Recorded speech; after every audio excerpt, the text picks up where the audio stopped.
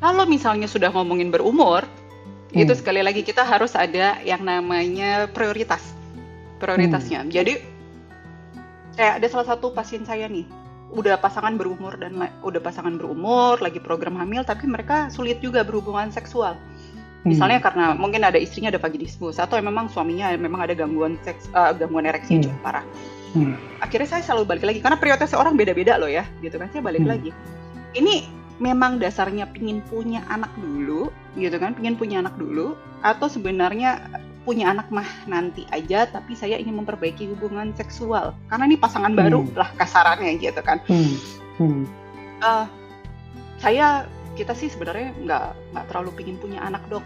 Oh artinya prioritasnya mereka seksual, berarti disitulah kita kan hmm, kayak oh ya udah ayo kita beresin aja permasalahan seksualnya dulu karena lagi program, lagi semangat pingin berhubungan hmm, seksual, jadi biasanya iya, istrinya mulai nih, yuk yuk masa subur nih gitu kan. Udah ah, nih, jadi pada saat program kayak kejar target, kejar tayang, ayo. Nah, itu biasanya langsung stres, terus habis itu tidak bisa berhubungan seksual, langsung panik lagi, aduh udah lagi program punya anak, terus ada gangguan seksual dan lain-lain. Nah itu sesuatu hal yang sangat common terjadi pada orang yang lagi program hamil, jadi jangan khawatir nih kalau terjadi seperti ini oke, gitu, tapi bukan berarti dianggap sepele. Misalnya ereksinya bisa, tapi pada saat berhubungan langsung turun lagi.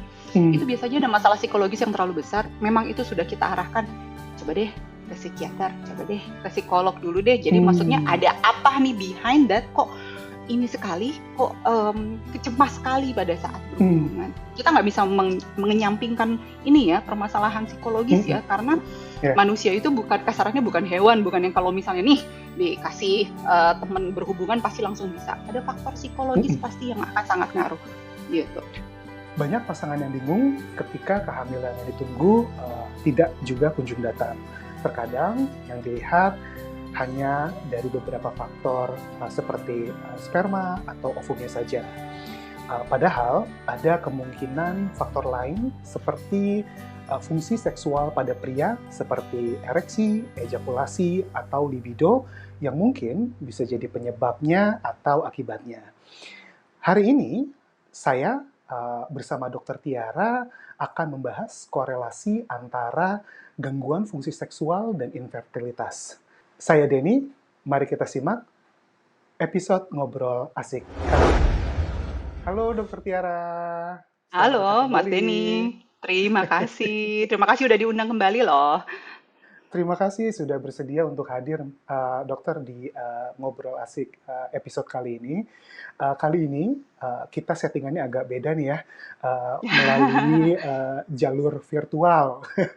Biasanya kita langsung offline. Nah, tapi aku yakin walaupun ini via online, nggak akan mengurangi isi substansi dari diskusi kita kali ini atau mungkin keseruan ngobrol kita kali ini gitu. Ya. Nah, aku mau langsung aja nih dok uh, ke pertanyaan dari topik kita gitu ya. Nah, Hmm? tadi kan di awal saya membahas uh, ada kemungkinan korelasi antara infertilitas dengan gangguan seksual gitu ya dok ya. Mhm, mhm. Boleh dibantu dijelaskan nggak dok? Ada nggak sih dok korelasinya nih antara kedua hal tersebut gitu? Oke, jadi infertilitas atau ketidaksuburan dengan permasalahan seksual itu bisa nyambung, bisa enggak. Bisa dia berdiri Oke. sendiri, bisa dia berjalan bersamaan. Jadi contohnya seperti Ah, ini. Jadi ceritanya ada yang mau program hamil nih, lagi mau hmm, program hamil, terus kemudian tiba-tiba ada karena lagi program, lagi semangat pengen berhubungan hmm, seksual, jadi biasanya iya. istrinya mulai nih, yuk yuk masa subur nih gitu kan. Udah nih, Ah, jadi pada saat program kayak kejar target, kejar tayang, ayo. Nah, itu biasanya langsung stres, terus habis itu tidak bisa berhubungan seksual, langsung panik lagi, aduh udah lagi program punya anak, terus ada gangguan seksual dan lain-lain. Nah itu sesuatu hal yang sangat common terjadi pada orang yang lagi program hamil. Jadi jangan khawatir nih kalau terjadi seperti ini, oke. gitu. Tapi bukan berarti dianggap sepele. Harus Hmm, diketahui bahwa oh ini karena saya stres, ini karena saya stres. hmm, Jadi harus seperti apa? Nanti kita akan bahas nih bagaimana oke. menanggulanginya. Oke, Tapi ada oke. juga, nah itu adalah permasalahan seksual yang berjalan bersamaan dengan permasalahan infertilitas. Hmm. Gitu, permasalahan infertilitas. Kenapa? Karena kita masih belum tahu juga nih, permasalahan Hmm. infertilitasnya itu adalah karena memang saking jarangnya susah berhubungan seksualnya, atau sebenarnya Hmm. ada masalah primer di Hmm. spermanya. Misalnya apa? Oke. Ternyata testisnya memang nggak bagus sehingga jumlah si spermanya memang turun. Jadi Hmm. seberapapun aktifnya bisa jadi memang tidak bisa terjadi pembuahan. Kenapa? Karena spermanya Oke. kurang. Jadi itu adalah dua masalah yang berjalan bersamaan. Terus kemudian misalnya apa? Ada seorang pria yang hormonnya memang kurang. Jadi Hmm. dasarnya akhirnya bikin seksualnya bermasalah, pembentukan Hmm. sperma juga bermasalah. Itu adalah yang Hmm. berjalan bersamaan gitu. Oke. Yang berjalan sendiri seksualnya apa contohnya? Hubungannya nggak baik sama istri. Hmm. Hubungannya nggak berantem terus permasalahan artinya jadinya berhubungannya jadi jarang. Itu adalah Hmm. akhirnya berhubungan jadi jarang, akhirnya gangguan ereksi adalah karena faktor ereksi kan faktor berhubungan seksual kan ada faktor psikologis ya. Jadi kalau Hmm. hubungannya juga nggak bagus sama istri, jadi malas berhubungan, akhirnya jadi masalah infertil. Nah itu adalah gangguan seksual yang pada akhirnya menyebabkan infertilitas karena jadi jarang berhubungan. Jadi dua masalah yang Hmm. sangat berbeda gitu. Jadi dia bisa berjalan sendiri menyebabkan, data bisa juga berjalan bersamaan. Oke. Oke. Oke. Berarti jawabannya seperti tadi dokter sampaikan ya, ini bisa memang tidak ada hubungannya, tapi bisa juga jadi ada hubungannya nih, gitu kan. Berarti ketika kita membahas keluhan infertilitas, apakah artinya kita juga perlu mengecek riwayat kesehatan fungsi seksual dalam hal Hmm, ini pria gitu? Salah satu yang selalu kita tanyakan pada saat setiap pasien Ah, program hamil adalah seberapa sering dulu sih hubungannya gitu kan? Kenapa? Balik oke. lagi loh ke dalam kriteria infertilitas adalah pada saat seorang pada sebuah pasangan, pada pasangan pria dan wanita yang berhubungan secara rutin harus Hmm. digaris bawahi adalah secara rutin tanpa Hmm. pengaman selama 1 tahun kok nggak jadi-jadi juga. Nah itu baru Hmm. kita bikin masalah. Tapi kalau hubungannya sebulan sekali, 2 bulan Hmm. sekali, kita masih belum bisa bilang itu rutin. Jadi Oke. seberapa sering untuk berhubungan, seberapa sering apakah gairahnya itu ada juga menjadi salah satu pertanyaan paling penting di dalam Hmm. kalau misalnya lagi program hamil gitu. Oke. Oke. Em, Oke, artinya tadi dokter menyebutkan menurut aku ini kata kunci penting nih. Ketika sudah 1 tahun sering berhubungan, namun belum ada hasil. Nah, berarti ini kan informasi penting juga mungkin bagi yang baru menikah gitu ya dok ya. Ketika mereka melakukan program kehamilan, tapi baru 6 bulan gitu ya. Mhm, mhm, Berarti perlu dilihat juga nih, sering atau enggak gitu ya. mhm. Apakah kemudian artinya kalau masih di bawah 1 tahun, masih dibilang, "Oh oke, masih dalam kategori, Aman. aman," gitu? Nah itu dia. Enggak juga gitu. Jadi Hmm. harus diingat bahwa kita kalau yang namanya infertilitas itu kejar-kejaran sama waktu. Ada yang kita Oke. harus bilang kayak, "Ya udah, pelan-pelan aja, lihat aja Hmm. dulu," gitu kan, kalau belum Hmm. sampai 1 tahun. Tapi Hmm. kalau misalnya usia prianya udah di atas 39, wanitanya udah mendekati 35 tahun, emang Hmm. agak buru-buru ya, meskipun di bawah kurang dari Oke. 1 tahun tuh kayak, "Ya Oke. udah deh, yuk kita cekin aja." Cek apa? Cek modalnya. Mungkin belum tentu Hmm. langsung program hamil ya, tapi ngecek dulu deh Betul. modalnya, Oke. spermanya ada nggak sih, telurnya ada nggak Ah. sih, rahimnya ada atau nggak, apa, saluran saluran tubanya aman nggak sih, gitu kan. Cek Hmm. modalnya aja dulu. Kalau Oke. modalnya sama-sama udah aman, kasarannya, Hmm. yuk monggo lah dicoba, gitu. Kalau misalnya tiba-tiba kurang aman, bisa dibantu diperbaiki dulu nggak sih, atau sebenarnya masih bisa wait and see dulu. Jadi banyak pertimbangan. Itu yang itu yang kenapa program hamil itu nggak bisa cuman, apa ya, cuman kata orang nih, si orang Hmm. ini begini, ya udah saya nyobain aja, kata orang begini saya nyobain aja. Enggak loh, tiap kasus tuh ininya beda-beda gitu, penyebabnya Mhm. beda-beda. Jadi kenapa saya nggak suka nih kalau ada pasien datang ke saya, "So, Dok minta obat." Saya nggak jualan obat gitu kan. Saya ngebantu Anda adalah saya coba cari tahu dulu, ini kenapa, penyebabnya Mhm. apa dulu.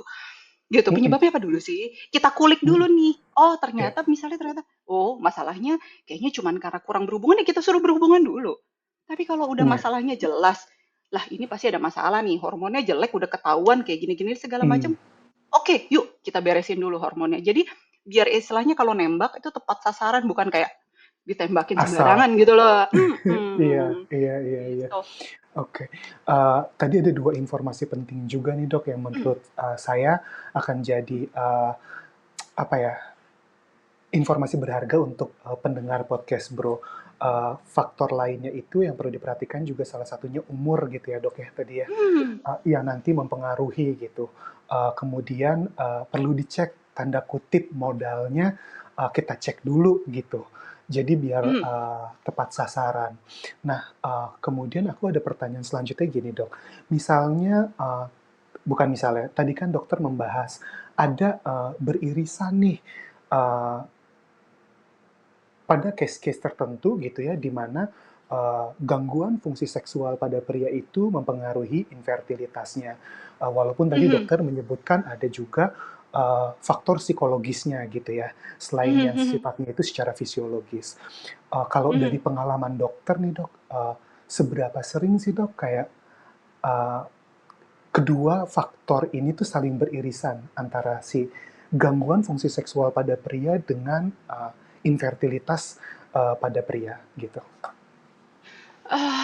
Agak sulit diambil pengirisannya, diambil persentasenya gitu Mmm, ya Mas ya. Tapi gini aja deh, mhm, kalau buat pria yang eh, tadinya sebelum menikah kok kayaknya masturbasi mah lancar-lancar aja, libido mah mmm, kayaknya tinggi-tinggi aja nggak ada masalah. mmm, Terus tiba-tiba sekalinya mendadak pas lagi udah berkeluarga nih, bukan berkeluarga, mmm, udah menikah nih, udah tahu mmm, lagi program hamil nih, tiba-tiba jeder mmm, aja, mendadak weh gitu kan, tiba-tiba nggak bisa berhubungan gitu, mmm. nggak bisa berhubungan. Ini biasanya biasanya pasti murni masalahnya psikologis. Murni Ah, masalah psikologis. Kenapa? Orang oke, tadinya nggak ada masalah kok. Jadi kayak kita tahu titik temunya, tuh tiba-tiba pas lagi program nih begini nih oke, gitu. Tapi kalau dari dulunya ngerasa nih, aduh emang dasarnya libidonya kurang, masturbasi juga rasanya kepinginnya enggak, udah waktu mmm, berhubungan mah juga nggak makin membaik, kayak nggak ada gairah aja gitu kan ya. Terus oke, ditambah lagi misalnya, aduh kok bentukan saya nggak kayak laki-laki banget misalnya, mmm, kok, mhm, suara juga nggak, jadi ini yang versi kasus yang ekstrim ya, yang suara mmm, kok juga nggak, berat, mmm, rambut pun juga sedikit, jadi kayak mmm, kayak remaja gitu, kayak anak ah, remaja, nggak seperti pria dewasa. Ini oke, biasanya ada masalah ekstrim nih, ada masalah hormonalnya, kayak gitu. Jadi oke, ada masalah-masalah yang, kita nggak bisa, apa namanya, bahwa, "Oh, ini persentasenya sekian, cuma sekian mmm, persen." Enggak juga, mmm, sekali lagi per kasusnya beda. oke, Cuman yang paling sering adalah psikologis. Psikologis mmm. pada saat lagi program banyak yang, eee, apa namanya, performance anxiety-nya itu. Oke, Iya. oke, Oh, oke. sorry, terus ada tambahan satu lagi. Untuk salah satu gangguan seksual yang paling sering terjadi pada pria juga itu adalah namanya ejakulasi dini. Mmm, Yang ini yang harus saya tekankan secara berkali-kali bahwa mmm, ejakulasi dini tidak akan mengganggu program. Ejakulasi dini itu tidak berhubungan dengan infertilitas. Kenapa? Karena masih oke, tetap bisa ejakulasi. oke, spermanya Masih masih bisa keluar ya, masuk Dok, ke ya? masih keluar, air mani masih bisa Mmm, keluar, sperma masih keluar mmm, kalau misalnya memang modalnya cukup ya, kehamilan mah bisa-bisa aja terjadi gitu kan oke, ya. oke, Tapi kalau permasalahannya adalah kalau gangguan ereksi, kasarannya kan nggak bisa masuk nih. Kalau misalnya nggak bisa mmm, masuk, agak sulit nih. Meskipun mhm, kehamilan masih bisa terjadi, misalnya air maninya di lubang vagina dan lain-lain, spermanya mmm, bagus banget, bisa jalan tuh masih bisa aja. mmm, Tapi yang paling penting kan sebenarnya kalau misalnya udah bisa penetrasi, kemungkinannya jadi makin tinggi. Jadi kalau tidak bisa penetrasi, tidak bisa ereksi, nah itu biasanya mengganggu program hamil. oke, oke. Ketika kamu menyebutkan misalnya, ada, kebiasaan sebelumnya masturbasinya baik-baik aja, bisa ereksi, kemudian bisa ejakulasi gitu ya, Hmm, kemudian hmm, setelah hmm, menikah ada performance anxiety gitu. hmm, Eee, hmm, itu kan berarti kan, masalahnya psikis sekali ya, dan apalagi hmm. kalau masalah pria itu yang, mungkin mengancam, secara mental Harga diri. kejantanannya, Ya. harga dirinya gitu. Ya. Apa artinya kalau seperti itu, bisa dibantu secara medis, dalam artian dengan obat, atau malah dia perlu datangnya itu sebenarnya lebih ke arah ke psikolog, atau mungkin Hmm. yang membantu sifatnya dari sisi mental gitu, Dok? Oke, kalau misalnya dari segi obat gangguan ereksi itu adalah salah satu yang paling gampang lah, semua orang juga tahu gitu. Ah, Hmm, yaudahlah pakai salah satu pil yang ternama itu adalah hmm, dengan membantu melebarkan pembuluh darah, mereka bisa. Nah, hmm, bisa ereksi. Kenapa? hmm, Karena sebenarnya memang umumnya tidak pernah terjadi masalah yang cukup signifikan, tidak ada masalah di oke, pembuluh darahnya, cuman benar-benar cuma oke, psikologis. So, oke, dengan obat itu otomatis langsung berdiri. That's it. oke, Permasalahannya adalah um, semua obat tidak tidak dengan tanpa resiko. Misalnya apa sih? hmm, Jangan salah loh, obat-obatan kayak gitu bisa bikin sakit kepala, hidung bindeng, terus hmm, tiba-tiba ngelihat biru, ada weh gitu kan efek hmm, samping. Meskipun hmm, nggak fatal, tapi ada. hmm, Dan pada akhirnya hmm, sakit kepala, siapa sih yang mau berhubungan seksual kalau sakit kepala jadi gagal? hmm, Gitu. So, jadi apakah bisa? Ya bisa. Tapi harus dengan resep dokter. Biar apa? Biar hmm, kita hmm, bisa memperkirakan. Ah, Anda juga nggak bermasalah banget. Kalau saya bilangnya nih, saya kasih bala bantuan sedikit. Pluk. Biar apa? hmm, Biar ini deh, biar percaya diri dulu. hmm, Tapi hmm, goalnya hmm, harus ditekankan sekali lagi. Kayak ke pasien-pasien saya ya, saya tekankan sekali lagi. Goalnya adalah Anda stop loh ya, gitu. hmm, hmm. Ini bukan obat yang harus Anda pakai terus. Kenapa? Karena kasarannya onderdilnya baik-baik aja kok, gitu. Ini kan Iya, cuman lagi ini aja ya, lagi panik kasarannya hmm, gitu. hmm, Kayak orang hmm, bisa hmm. berenang sih, cuman panik jadi kayak agak lupa gimana caranya nih, Lupa, dikasih ban berenang benar, dulu nih, gitu kan. benar, Sebentar ya, aja, tapi habis itu akan kita tarik. Poinnya hmm, adalah itu. Ada beberapa orang yang mau nggak mau memang harus. Kenapa pembuluh darahnya udah jelek itu biasanya udah usia, emang ada masalah yang signifikan lah. Itu ada orang-orang yang memang harus pakai obat-obatan itu terus. Tapi ya nggak apa-apa, karena kan hmm, kita kontrol. Oke, dosisnya sekian, apa hmm, namanya, efeknya sekian, oke, tubuhnya masih baik-baik aja dan lain-lain. Cuman permasalahannya adalah kalau misalnya permasalahannya psikologis, goalnya adalah stop obat. Tapi kalau oke, terlalu luar biasa, bahkan dengan obat pun performa masih tidak bisa dilanjutkan, misalnya ereksinya bisa, tapi pada saat berhubungan langsung tuk turun lagi. Itu hmm, biasanya ada masalah psikologis yang terlalu besar. Memang itu sudah kita arahkan, coba deh ke psikiater, coba deh ke psikolog dulu deh. Jadi maksudnya hmm, ada apa nih behind that? Kok ini sekali, kok cemas sekali pada saat hmm, berhubungan. Kita nggak bisa mengenyampingkan ini ya permasalahan psikologis hmm, ya, karena ya, manusia itu bukan kasarannya bukan hewan, bukan yang kalau misalnya nih dikasih teman berhubungan pasti langsung bisa. Ada faktor psikologis hmm, pasti yang akan sangat ngaruh gitu. oke, oke. Eh, jadi penyelesaiannya pun secara komprehensif gitu ya, Dok ya. Mhm, Kalau tadi betul. bahasa kamu itu ketika memanah arahannya itu tepat gitu ya. Iya, jangan Oke. sembarangan tembak weh Jangan secara langsung sembarangan tembak, semuanya kayak weh. gitu. Benar, benar, benar. Iya, iya, jadi Iya. maksudnya banyak banget, "Oh, saya makan coklat ini, Dok, saya makan ini." Kenapa? Karena Mm-mm, teman-temannya nyaranin. Biasa kan mm-mm. laki-laki kan gitu, "Oh, kata teman saya Iya, minum ini, karena apa? Karena malu." Entar betul, loh, betul. maksud saya Iya. selalu yang saya aja ngasih obat hati-hati gitu kan. Mm-mm, Kan kalau orang-orang ngasih mereka kasarannya mungkin nggak tahu-tahu banget efek sampingnya, betul. nanti ngasihnya sembarangan. Nanti malah Iya, blunder kena kemana? Ginjal. Lah, kan iya. jadi problemnya jadi makin kemana-mana Bertambah ya. gitu. Jadi makin tambah gitu. Iya, iya, iya. Oke. Pertanyaan berikutnya tuh gini, Dok. Misalnya anggaplah saya datang ke dokter gitu ya. Saya Mhm, sedang dalam program kehamilan. Saya sudah berumur, istri saya juga sudah berumur gitu ya. Kemudian tadi sudah melewati batas waktu, entah itu 6 bulan atau 1 tahun gitu ya, Dok ya. mhm, Saya mhm. datang nih ke dokter gitu, "Dok, saya mau hamil, kita udah coba berhubungan sudah sering gitu ya, tapi masih belum berhasil nih, Dok," gitu. Mhm, mhm. Nah, ketika misalnya datang itu, eee, sebenarnya kalau ada misalnya gitu ya, Dok ya, lebih mudah Mmm. itu di spot-nya itu, eee, setelah dokter tanya-tanya sama saya gitu ya, yang bisa lebih mudah di pinpoint kalau Mmm. mungkin gitu ya, apakah itu infertilitasnya ataukah itu si disfungsi seksualnya sih, Dok?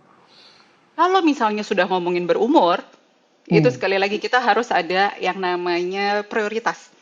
Hmm. prioritasnya. Jadi kayak ada salah satu pasien saya nih, udah pasangan berumur, lagi program hamil, tapi mereka sulit juga berhubungan seksual.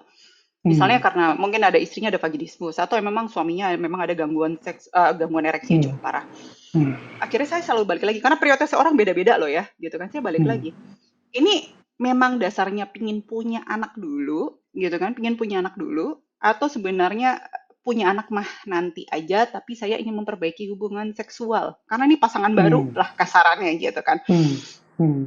Eh, kita sih sebenarnya nggak terlalu pingin punya anak dok. Dok, oh artinya prioritasnya mereka seksual. Berarti disitulah kita kan Hmm. kayak, oh ya udah, ayo kita beresin aja permasalahan seksualnya dulu. Hmm. Tapi kan mayoritas apa namanya pasangan Indonesia adalah pingin punya anak ya, gitu kan ya. Hmm. Jadi Hmm. nggak dok, dok saya pingin karena kita pingin punya anak. Oke, so pada saat ini saya tidak peduli permasalahan seksualnya apa.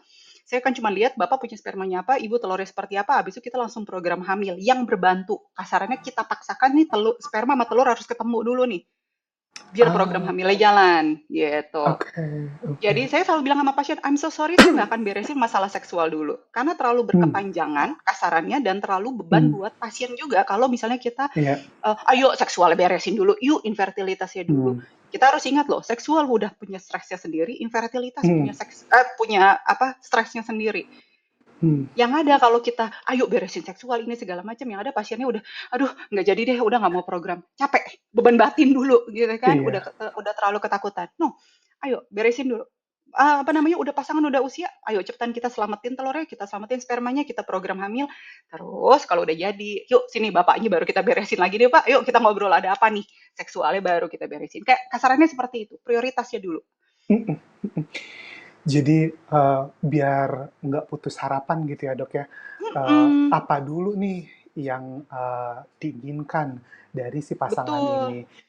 Nah ini juga betul. jadi Karena tips ada nih. kok yang Hmm. bilang yang jadi mau jadi anak nggak jadi juga nggak apa-apa sih dok, kita yang penting maksudnya saya pingin hubungan saya baik sama pasangan, oh Hmm. itu dia, oh ya udah bagus, Iya. ayo kita prioritas masalah seksualnya gitu kan, kita Hmm. singkirin permasalahan program punya anaknya gitu. Cuman saya selalu bilang hati-hati gini ya, yang namanya punya anak kan kita juga harus tanggung jawab. I mean kalau Hmm. misalnya udah masalah seksual terus usia memang sudah sangat lanjut. Hmm. Artinya resiko padahal, kemungkinan pada saat saya orang berhubungan seksual kan ada resiko punya anak ya. Hmm. Iya. Harus hati-hati juga ya, nih entar kalau jadi anak, nanti anaknya di usia pasangan yang terlalu lanjut usia, Hmm. resiko kelainan genetiknya cukup tinggi ya. At least pasien terinfo Oh, itu, kelainan oke, kelainan genetiknya bisa cukup tinggi ya. Hati-hati. oke. Either either memang ya udahlah dicegah aja sekalian, Mm-mm.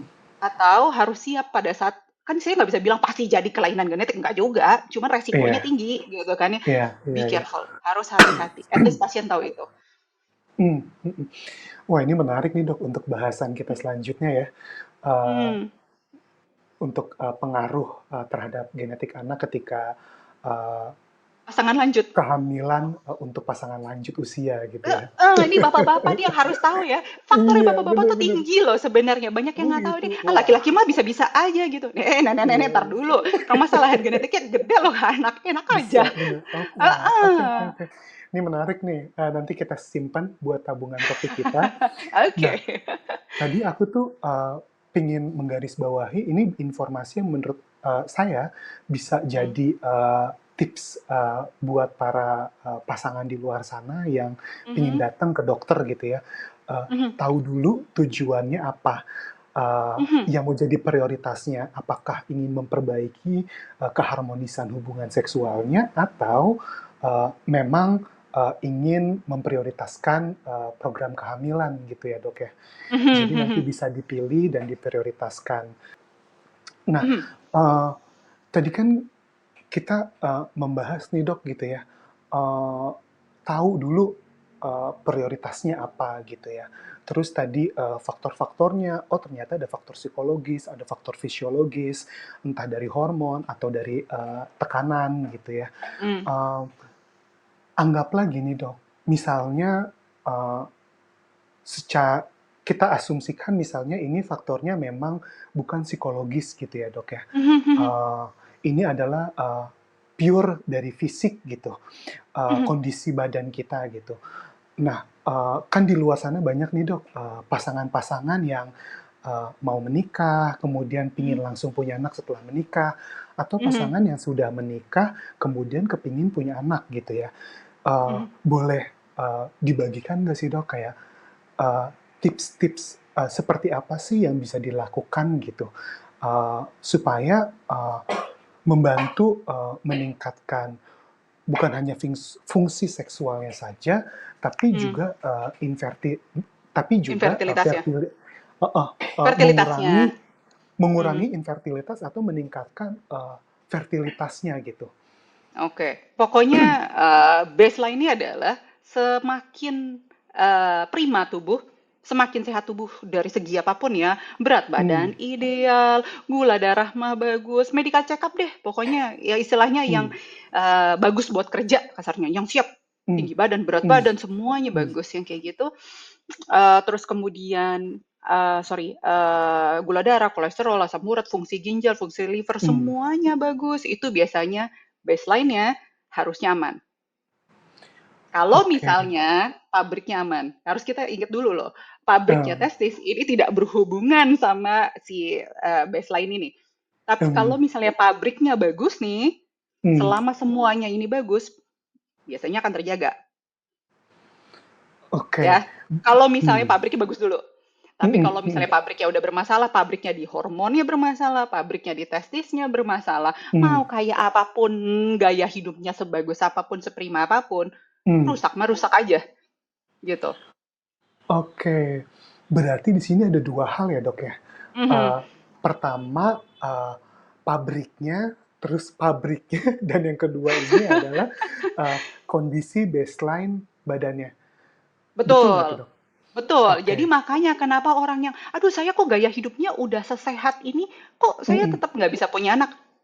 Memang mmm, pabriknya udah dicek. oke Gitu loh. oke. Aha. Artinya, pertanyaan saya selanjutnya gini, Dok, sebelum misalnya nih, saya melakukan pengecekan gitu ya pabriknya, Mhm. anggaplah saya ini, calon pengantin yang mau menikah nih, misalnya Mhm. rencananya Mhm. 1 tahun lagi, atau misalnya saya sudah menikah, saya pengen punya anak, ah, saya pengen hamil 1 tahun lagi nih, saat ini saya mau Mhm. enjoy-enjoy dulu. Mhm. Hal apa sih Dok yang bisa saya lakukan untuk menjaga atau meningkatkan kondisi pabrik saya gitu? Oke, pertama satu satu hal yang paling penting itu kan banyak banget yang kita dengar namanya premarital test ya. Kan salah Hmm, satunya itu adalah pemeriksaan analisa sperma hmm, gitu. Yang dimana ini my private opinion aja sih, personal hmm, opinion. Yang kayak, oke, ini sebenarnya agak blundernya adalah gini. Kalau misalnya gara-gara premarital test terus akhirnya hmm, ketahuan ada masalah, hmm, jadi nikah atau enggak? oke, Tapi sebenarnya itu lebih menyelamatkan ke banyak pasangan yang memang punya anak adalah their main goal ya. Emang hmm, emang tujuan utamanya adalah saya harus punya anak. hmm, Jadi kalau misalnya itu adalah salah satu yang kasarannya ini harga mati lah kalau misalnya permasalahannya permasalahan prianya juga sangat fatal gitu kan. hmm, Susah nih rasanya kalau misalnya nikah. Itu kan juga sesuatu yang harus dibicarakan secara terbuka sama hmm, pasangan ya. Gitu. hmm, Jadi premarital test bisa dipikirkan. Tapi balik lagi, baseline-nya adalah kalau misalnya memang benar-benar pingin tahu modalnya, ya pasti analisa analisa semen, analisa sperma, hmm, oke. gitu. Oh, hasil modalnya bagus, terus ngapain? Ya jaga kesehatan secara umum, that's it. Bisa tahu modal, Ta bisa tahu kondisi tubuh, that's it. hmm. Mhm, sorry? Tapi misalnya gini Dok, anggaplah saya mau menikah, kemudian saya melakukan pengecekan premarital test tersebut, salah satunya Mhm. analisa semen gitu ya. Mhm. Apa ketika analisa semen saya tidak bagus, baik secara kuantitas, Mhm. kualitasnya, kemudian sudah menjadi harga mati, itu tidak bisa diperbaiki Dok? Hmm. Atau itu Kalau sesuatu mhm. yang, oh masih bisa kok diperbaiki gitu? Betul. Hal yang harus diingat gini, jadi pada saat kita melihat analisa semen, selama itu bukan, kasarannya bukan sesuatu yang absolut, absolut itu adalah nggak ada sperma sama sekali. Oke, this is a real Hmm, problem. susah dong kok nggak ada Hmm. modal sama sekali kok, gitu kan ya. Hmm. Hmm. Oke, itu yang benar-benar harus dipikirkan bagaimana caranya nanti mengatasinya. Tapi Oke. kalau misalnya pada saat analisa semen kelihatan kok harga cuman, oh jumlah spermanya dikit banget nih gitu kan, jumlah Hmm. spermanya dikit, gerakannya jelek, dan biasanya saya Hmm. sering sekali nemuin kayak gini premarital. Hmm. Terus apa ini? Ya wait and see. Karena pada saat analisa semennya di bawah nilai rata-rata, itu bukan Hmm. berarti tidak bisa sama sekali, hanya menurunkan kemungkinan. Itu yang selalu saya garis bawahi sama pasien. Jangan panik Hmm. dulu, ntar dulu gitu. Oke. Selalu ada waktu tunggu, observasi observasi dulu. Nah, Hmm. biasanya itu 1 tahun. Kalau misalnya pasangannya muda, ya dong, Oke. 30-an ke Iya, iya, bawah, iya. dua-duanya pasangan ke bawah, masih bisa Hmm. nunggu segala macam, Hmm. istrinya telurnya bagus dan lain-lain, santai aja Hmm. dulu, entar dulu, wait and see, Hmm. wait and see. Tapi Oke. pada saat kalau misalnya usia wanita udah di atas 35 tahun, terus habis itu mungkin kayak 6 bulan aja menikah, yuk cepetan periksa, yuk cepetan kita lihat, terus kemudian kita coba perbaiki. Kalau nggak bisa, ayo kita program hamil yang lebih advance cepetan kita kerjain, gitu. Hmm. Jadi don't forget ada waktu tunggu. Waktu tunggu observasi dulu. Kadang-kadang suka terlalu panik kita langsung, oh ya udah ayo langsung program hamil ini gitu kan. Wait, wait, wait. Biarkan kita tunggu. Emang kalau misalnya memang ada modalnya bisa kita tunggu atau kita langsung bisa bergerak ke program yang selanjutnya. Itu sih. Oke, artinya yang pertama adalah sabar, karena kita lihat dulu waktu Sabar dengan tunggunya. deadline. Sorry, sabar dengan deadline. Itu Sabar yang selalu saya bilang dengan sama pasien. deadline. Sabar tapi sabar dengan deadline. Ntar dulu ya tahu Iya, bahasanya. Kadang-kadang, iya dok, soalnya kita kurang rajin. Halo, udah 10 tahun nikah, kayaknya agak terlalu terlalu kelamaan. Oh itu sering sekali terlalu mas. lama. Gitu kan. Oh gitu. Karena kesibukan dan lain-lain dan lain-lain. Hmm. Aduh dok, tiba-tiba saya udah 10 tahun nih, udah 7 tahun. Hmm.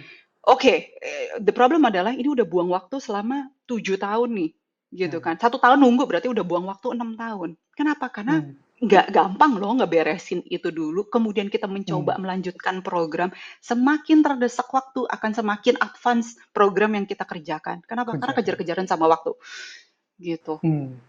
Dan yang kedua, jangan putus harapan gitu ya dok ya, karena Mhm. ada programnya, ada treatmentnya, bergantung dari kondisinya dan situasi dari masing-masing pasangan gitu ya dok ya. Betul. Ini yang harus juga ditegaskan Hmm. ke para pasangan itu adalah pada saat kita lagi Hmm. ngomongin program, bukan berarti abis itu saya langsung, "Oh, ya udah langsung bayi tabung atau inseminasi." Entar entar, taruh dulu. Awalnya pertama adalah periksa dulu modalnya, modalnya bisa Hmm. diperbaiki dulu atau enggak. Kalau modalnya akhirnya Hmm. bisa diperbaiki, ayo kita kemudian pikirkan dulu program yang paling sederhananya, alami lagi masih bisa enggak. Itu yang tadi saya bilang, kenapa kita punya waktu tuh harus cukup panjang, karena nyoba-nyobain dulu. Oh, udah nih Hmm. modalnya naik, kita coba lagi alami, Hmm. kita tunggu lagi, nggak berhasil juga, yuk baru kita program berikutnya lagi. Hmm. Jadi bertahap. Jadi jangan Ada langsung panik prosesnya kalau ya dok ya. program iya, aduh program hamil nih berarti harus buru-buru, saya mikirin bayi tabung. Entar dulu, Hmm. gitu. Hmm. Oke. Eh, Berarti tadi betul, sabar dengan waktu, dan yang kedua adalah jangan putus harapan karena pasti ada treatmentnya, dilihat Betul. dari situasi sama kondisinya. Nah, Mhm. apakah kemudian bisa saya simpulkan gini dok, misalnya untuk orang yang sudah menikah dan mau mulai program kehamilan, Mhm. apakah saat itu waktu yang tepat untuk mereka langsung datang ke, misalnya ke dokter spesialis androlog, kemudian melakukan program kehamilan, atau misalnya Mhm. seperti yang tadi dokter sebutkan gitu ya, oh, bergantung kondisinya, kalau masih muda ya tunggu aja dulu 1 tahun, tapi kalau Mmm. misalnya memang sudah usia, udah nggak usah buang-buang waktu, langsung datang, cek modalnya segala macam. Ini yang pertama, bagian pertama pertanyaan saya. Nah, yang kedua adalah, apakah perlu dok untuk orang yang ketika ingin menikah, kemudian mereka mereka melakukan tes pranikah untuk kemudian saya udah ada hasilnya, ini hasilnya kurang bagus, saya langsung datang aja ke androlog. Kapan sih dok waktu yang tepatnya ini gitu? Kalau Untuk ada datang misalnya untuk mmm, konsultasi. untuk konsultasinya itu, pokoknya kalau misalnya Hmm. memang ini kayaknya pertanyaan satu sama pertanyaan 2 nyambung sih ya. Oke. Jadi intinya kapan waktu yang tepat, kalau misalnya memang, sudah, apa namanya, memang goal utamanya dalam hidup adalah, ya pokoknya saya pengen punya anak nih, gitu. Hmm. Gak apa-apa, langsung premarital test. Kita lihat dong Hmm. spermanya seperti apa. Saya suka bilangnya ini Hmm. adalah before and after. Before and Hmm. after. Jadi yang kayak, oke, premarital kita punya modalnya sekian. Kalau misalnya hasilnya bagus, bagus lah gitu kan. Modalnya cukup, monggo dilihat. Karena modal bagus belum tentu jadi juga kan. Kita kan Iya, nggak bisa iya. bilang, kan masih ada satu sisi yang lain gitu. Tapi at least Hmm. satu permasalahan kita bisa tenang. Dah gitu Hmm. kan, silahkan. Kalau misalnya hasilnya kurang optimal, ya tetap peluangnya masih ada, kita masih bisa nunggu Hmm. gitu. Tapi kalau Oke. hasilnya sama sekali absolut bermasalah, ya kita akan merencanakan, oke, kapan mau program punya anaknya, Anda harus datang karena kita harus program benar-benar dengan teknologi yang advance. Biasanya sudah mulai Hmm. program bayi tabung karena permasalahannya di Hmm. sini gitu. Udah, Oke. jadi terus kapan kalau misalnya sudah nikah nih, berapa lama? Biasanya 1 tahun, sudah 1 tahun, atau kalau misalnya wanitanya di atas 35 tahun, yuk cepetan yuk di bawah 1 tahun, 6 bulan. That's it. Terus tambahannya lagi, tapi kalau misalnya dari riwayatnya si pria ini keluarganya memang dasarnya susah punya anak dari sisi laki-lakinya gitu kan ya. Yang kedua memang berasa bentukannya, saya kok nggak kayak laki-laki gitu ya. Ini sekali Hmm. lagi masalah absolut kelihatan saya kok kayaknya nggak kayak laki-laki. Perawakannya nggak Hmm. kayak laki-laki. Kayak kenapa kayak anak kecil terus. Terus yang kemudian saya seksualnya permasalahannya berat banget nih. Apa sih ereksi? Nggak ada lah libido segala macam. Terus kemudian pernah ada riwayat dulu trauma pada buah zakar yang testisnya Hmm. dulu pernah bengkak dan lain-lain gitu ya. Pernah Hmm. gondongan testisnya bengkak luar biasa. Yuk cepetan periksa aja deh yuk kita pastiin dulu segera hasilnya seperti apa. Itu biasanya lebih cepat. 6 bulan pernikahan biasanya udah kita minta. So either Oke, premarital atau 6 bulan atau 1 tahun. oke, oke. Siap, siap. Berarti ini bisa menjadi bekal nih dok ya, untuk pasangan-pasangan yang mendengarkan Mm-mm. podcast Bro, jadi lebih tahu nih sekarang kapan ketika kalian atau pendengar podcast Bro ini harus datang ke andrologi untuk pengecekan atau misalnya ketika mau melakukan program kehamilan gitu. Betul. Kalau udah lebih dari 1 tahun gimana? Udah telat? Ya enggak, cepetan. Datangnya cepetan gitu. Balik Bukan lagi, berarti tidak ada kata iya, telatnya ya dok ya, iya, dan iya, jangan ayo putus asa karena ada buruan. treatmentnya gitu. Betul. Jangan lupa ya, mungkin buat teman-teman bro yang baru nikah, yang maksudnya lagi baru pingin punya anak, modalnya tetap selalu hubungan 50-50% ya. Jadi jangan istrinya doang yang diperiksa segala macam, periksa Hmm. USG segala macam, bolak-balik minum obat hormon, bapaknya nggak ketahuan modalnya seperti apa. Hmm. Gitu. That's Iya, nggak make sense. lima puluh lima puluh iya. persen selalu. Gitu. 50-50, prianya dicek, pasangan wanitanya juga dicek gitu ya dok ya, Iya, untuk iya, bisa jadi hamilnya atau program kehamilannya sukses dan memastikan tidak ada betul. infertilitas di satu sisi aja nih. Jadi juga Mm-mm. nggak ada salah-salahan atau tekanan dari lingkungan atau tekanan dari pasangan yang tidak perlu ya dok ya. Dengan begitu Betul, juga hubungannya betul. pasti lebih harmonis kan. Mhm, Iya. Nah, pertanyaan tadi itu mhm, menjadi tutupan dok dari mhm. diskusi kita kali ini. Oke. Saya ingin mengucapkan terima kasih sekali lagi untuk Dokter Tiara, spesialis andrologi, atas kesediaannya untuk hadir di podcast kita di kali ini. Thank Gitu. you, Mas Denny. Terima kasih. Sampai ketemu di lain waktu, dok. Dah.